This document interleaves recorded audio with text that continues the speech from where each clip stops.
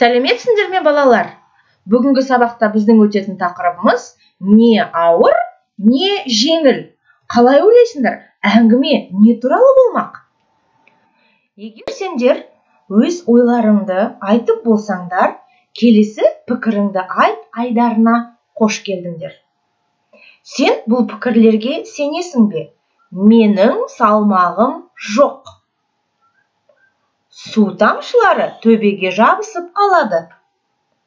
Қалпағым басымнан өзі ұшып кетті. Мұндай жағдайларды адам қандай ортада бастан кешіреді деп ойлайсың? Ойланып көр. Біздің бүгінгі тақырыбымыз ғарышпен тікелей байланысты болып тұр.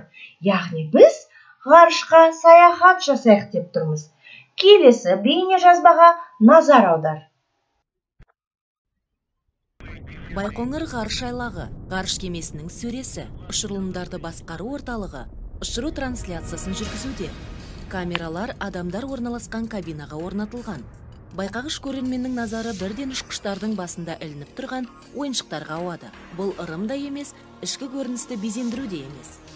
Ойыншық кеменің жер гравитациясынан шыққан уақытын анықтауға көмектеседі.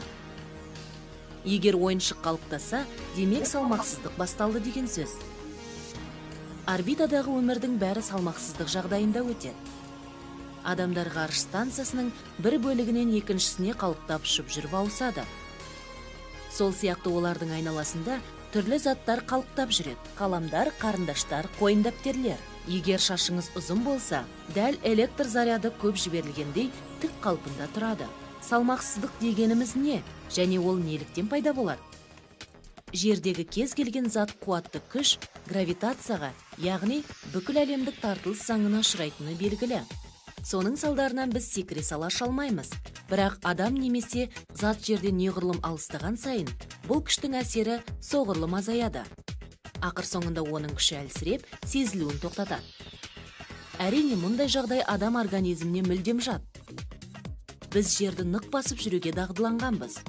Ғарышта станцияның қабырғаларына соқтықпай жүруге бейімделуге тура келеді.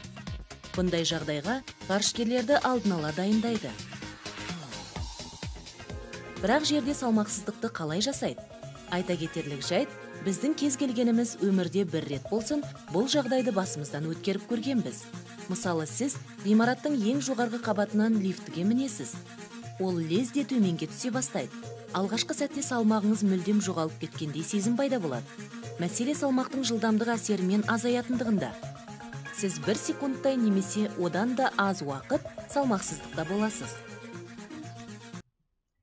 Алғашқы ғарышкер Юрий Гагариннің әңгімесінен үзінді. Ғарышкеме орбитаға даңғыл ғарыш жолына шықты.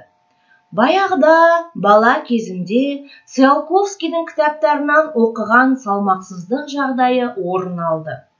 Салмақсыздық жердегі біздің бәрімізге қызық көрінетін құбылыс. Бірақ ағза оған тез көндігеді де, адамның барлық мүшесі жеңілдеп кетеді. Айтыңдаршы, сол тұста мен қандай күйде болдым?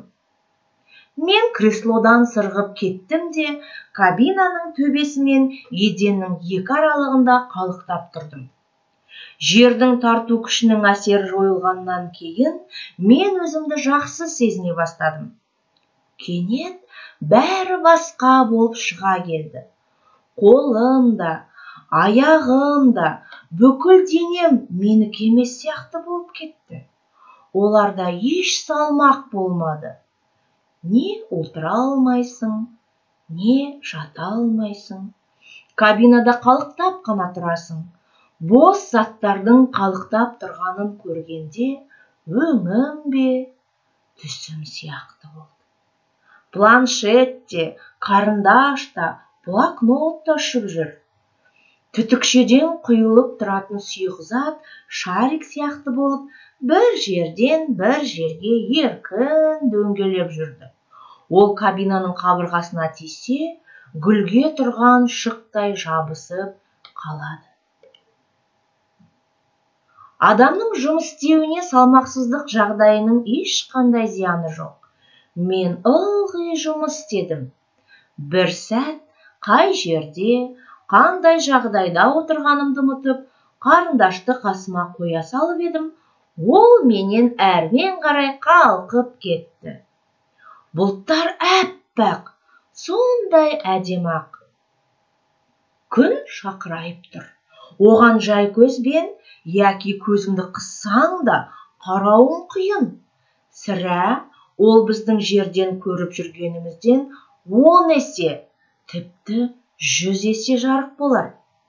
Жалғыз аспанды ғана емес, жерді де қарап отырдым. Біздің ғаламшардың шар тәріздес екені байқала ма? Иә, солай, жердің бояуы ғажап.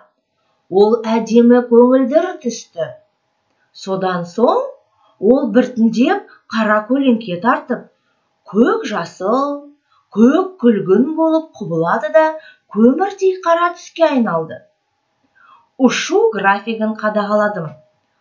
Восток сағатына 28.000 километрдей жылдамдықпен ұшып келеді. Жер үстінде мұндай жылдамдықпен ұшуды ойлаудың өзі қиын. Менің көңіл күйімді жердегілер жақсы біліп отырды.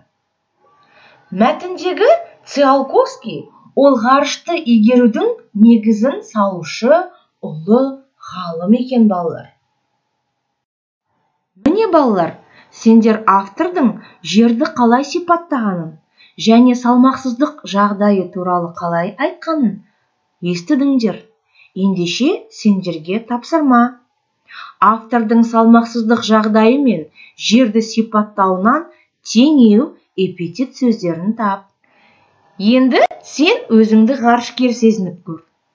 Сен де салмақсыздық жағдайын басыңнан өткізгендей ғарышкердің рөліне ен.